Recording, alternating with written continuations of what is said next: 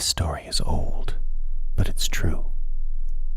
It was a story my grandpa used to tell, only he wasn't really my grandfather. His name was Ray, and he lived with my family for a while when I was a kid. My family were missionaries out in Portland. They ran a soup kitchen. Ray was a client who kind of moved in with us one day. He has special needs, my dad used to say. Anyway, Ray liked to tell this story around Halloween, or really any time that he just felt like scaring me. It scared the piss out of me the first time I heard it. It still gives me those electrical shivers up and down my back when I think about it now. And Ray loved to tell this story. Loved to. He'd grin and ask, how about a story? How about no daddies here? What could I say? I always said sure. The story happened a long time ago when Ray still lived out on the road. It was a lot easier for homeless guys to live out on the road back then. More people picked up hitchhikers, and you could still jump a freight train to get around.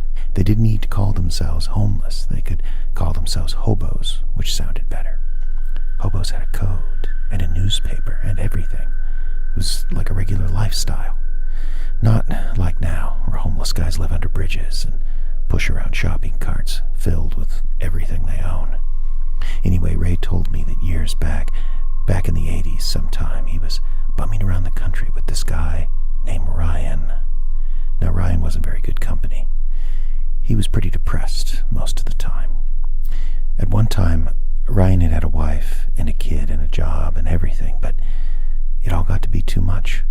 So one night he took off when they were all sleeping and never went back.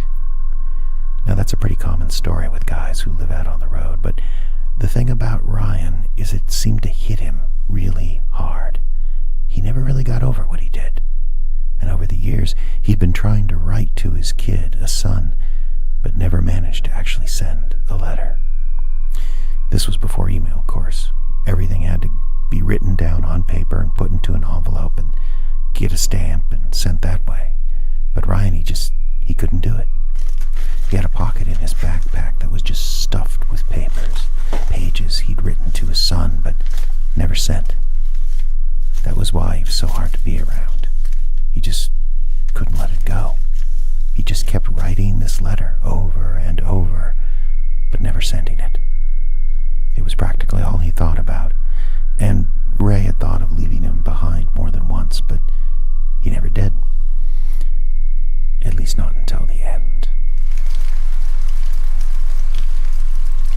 One winter, Ray and Ryan were up around Seattle someplace, trying to keep warm around a campfire under an overpass. There was a bunch of other hobos there, and they were passing a bottle around and telling stories. But Ryan was digging out all the pages of his letter he kept rewriting, and the paper was getting wet, so all he was doing was complaining. One of the other hobos asked Ryan what his problem was.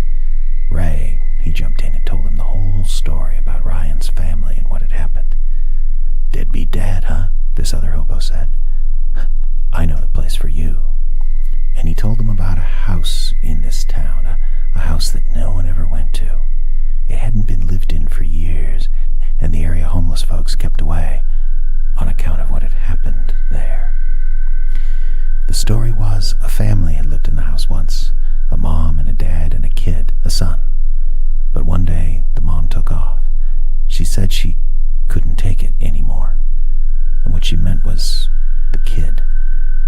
He was about 6 years old then, and everyone who saw him said he wasn't right.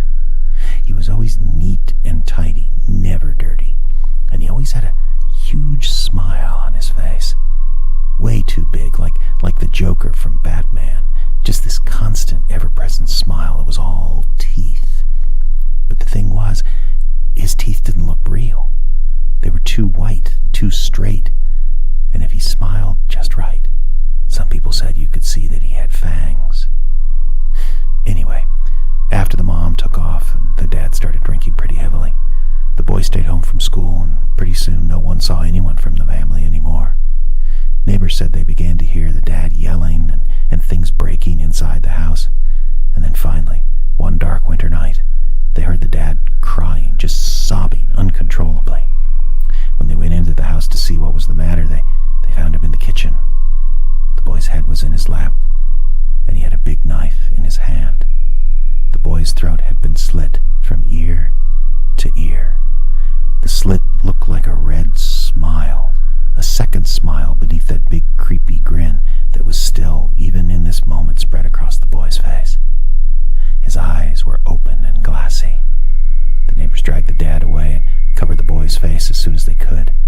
Everyone who saw it said it was like his eyes were smiling. The dad died in prison, hanged himself before they even had a chance to put him on trial. So after that, no one went to the house. So the local hobo, he finished this story, and Ray didn't want any part of it, but Ryan, he seemed to be thinking. And he finally asked the hobo there under the overpass where they could find this place. Ray tried to talk him out of it, but Ryan wouldn't listen. "Gotta write my letter," he'd say.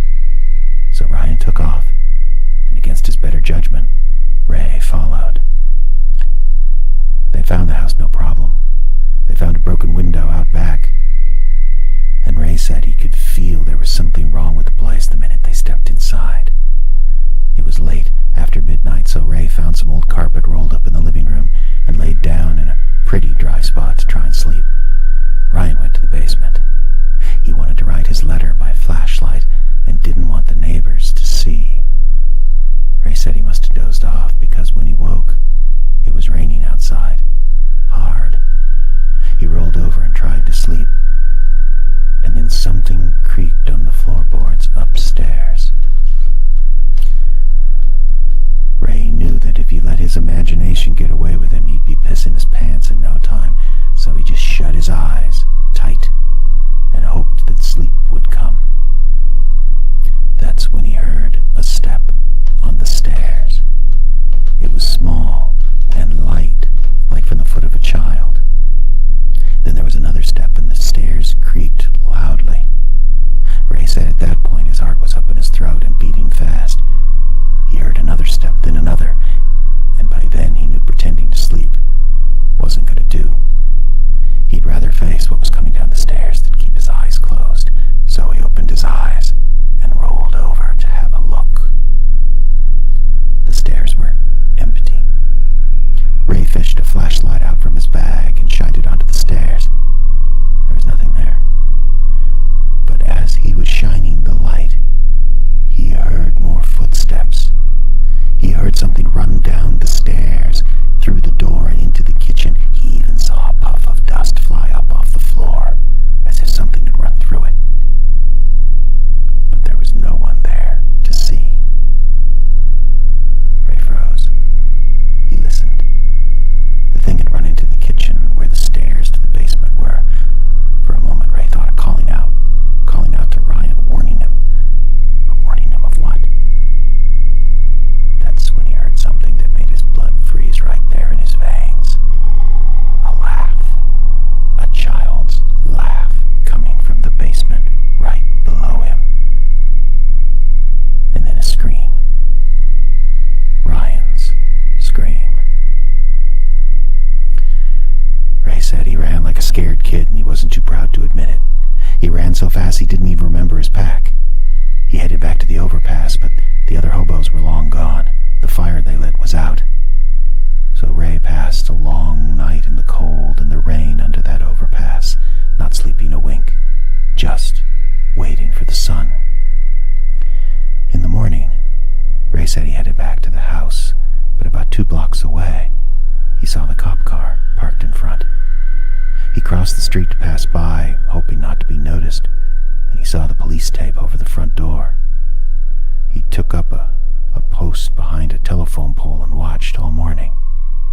Eventually, they brought out a body bag on a gurney, carted it away. Ray said he hung around town all day waiting for the police to finish with that house. He'd left his pack in there and he wanted to get at it. No pack meant no money, and he was starving by the time night fell. Ray would have liked to have gone in there during the day, but his hunger made him reconsider. He talked himself into going back into the house at night. He reasoned the cops wouldn't be watching it by then. He reasoned there wouldn't be much of an investigation. Ryan was just a hobo after all, and the cops undoubtedly would have known about the house's reputation. Night fell. Luckily, Ray said, he had a flashlight in his hand when he took off running from the house, so at least he would be able to see. Ray went back through the same broken window as before, and, luck of the Irish, he said, his pack was still there, next to the carpet he'd been sleeping on in the living room. He He slung it on and was just about to leave when he remembered something. He remembered Ryan's letter. Don't know why, Ray said, but something about that situation really made me wonder what had happened to that letter Ryan was always writing. After all, the letter led directly to his death. So Ray did something he admitted was pretty damn stupid. He went down to the basement. Ray took each step on the basement stairs slowly, carefully, pausing to listen each time, but he never heard anything. Down the stairs he went and into the basement, and there he found a little table. Ryan must have been writing at it because next to it was a chair that was turned over on the floor. There was no letter. There was none of Ryan's stuff. The police must have taken it away with him.